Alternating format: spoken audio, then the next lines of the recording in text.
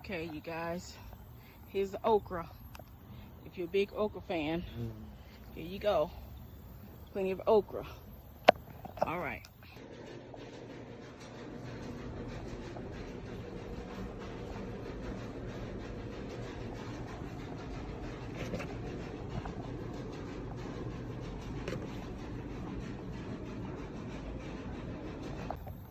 Okay, you guys, here's the okra. If you're a big okra fan, here you go. Plenty of okra. All right. Tomatoes.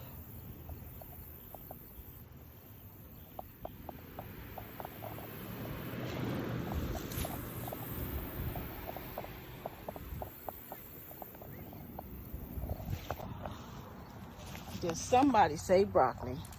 You know how much I love broccoli. It took a long time this year to grow the broccoli, but broccoli is finally here.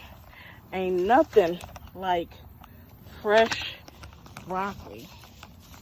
What do you guys think about broccoli? I mean, they not growing as big as they should, but I don't need no enormous broccoli. I just need broccoli that I can relate to. All right.